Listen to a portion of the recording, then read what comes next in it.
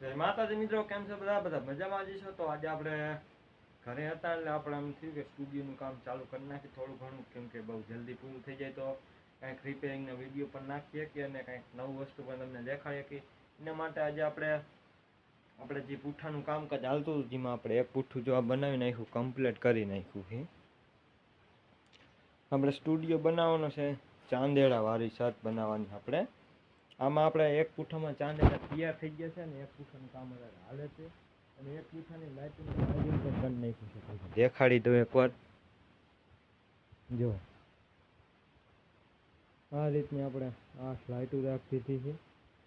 એક પૂઠામાં આપણે 8 લાઇટો આવે છે, ગ્રીન કલરની છે, અને આ રહી આપણે લીલા કલરની છે. તે સિવાયની આપણે બ્લુ પણ બનાવી છે અને લાલ પણ બનાવી છે, અત્યારે રાખી છે. બાકી આ લાઇટો કેવી રીતે આમાંથી આપણે કાઢી સર્કિટમાંથી કેવી રીતે વાયરિંગ કરીશું એ આજે તમને દેખાડવાની કોશિશ કરીશું.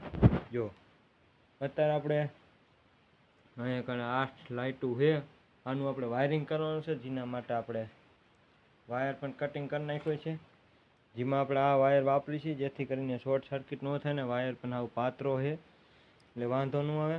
બાકી આજે આપણે તમને દેખાડશું કે આવી લાઇટો કેવી રીતે આપણે કાઢી શકીએ. આની સર્કિટ અંદર ફિટ હોય ને, જો કે ડાયરેક્ટ રેણી ઓડાડી તો લાઇટ ઓગળી જાય છે, કેમ કે આ રસની છે.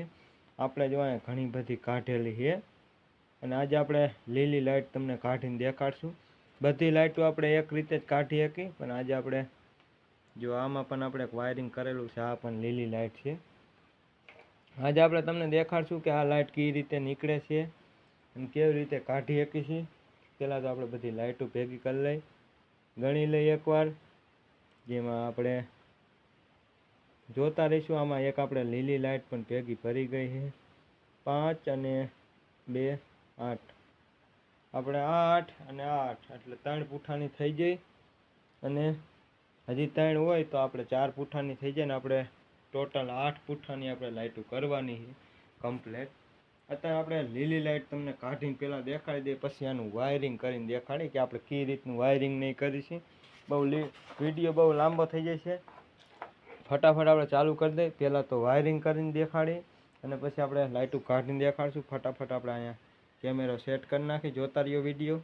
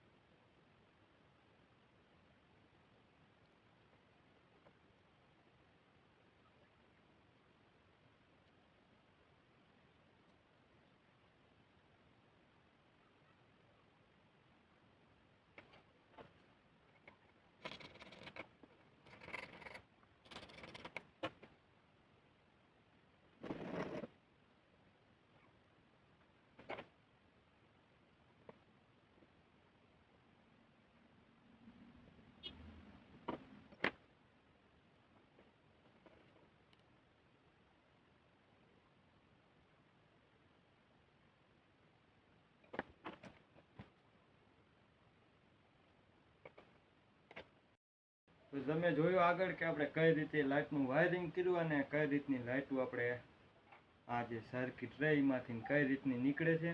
પહેલાં આપણે હીટ ગનથી પણ કાઢી હતી. જો તમારી પાસે ન હોય તો તમે રેણીઓથી પણ કાઢી શકો છો, જેમાં તમારે લાઇટની પડખે જે એનું વાયરિંગ આવેલું હોય એ જરાક પતરીએથી અથવા તો આ રીતની કાતરે અથવા તો ચાકેથી જરાક ક્રેચ કરી અહીંયા કણ આ રીતનું સોલ્ડરિંગ કરીને અહીંયા થોડીક વાર રહેવા દેવાનું. આપણે જે સોલ્ડરિંગ આયન છે પછી આ બાજુ અડાડવાનું, ઘડીક આ બાજુ, એવી રીતે વારા ફરતી ફેરવવાનું, જેથી કરીને ગરમ થઈ જાય ને આ રીતની લાઇટ નીકળી જાય.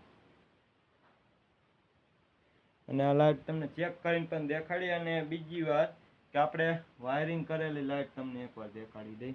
તો જો આ રહી, આ છે આપણે વાયરિંગ કરેલી. જો આમાં તમારે વાયરિંગ કરવા ટાણે ખાસ ધ્યાન રાખવાનું છે, ખાલી આપણો જે હાથીઓ રહ્યો સોલ્ડરિંગ આયર એ ખાલી આમ અડાડીને જ લઈ લેવાનું છે, ઝાઝી વાર અહીંયા રહેવા નથી દેવાનું, નકર તમારી લાઇટ ખરાબ થઈ શકે છે. એટલે કે ખરાબ થઈ જાય એટલે કે વધારે હીટ પડે તો એ ઓગળી જાય છે, કેમ કે આખે આખી જો રસની બનેલી હોય છે. જો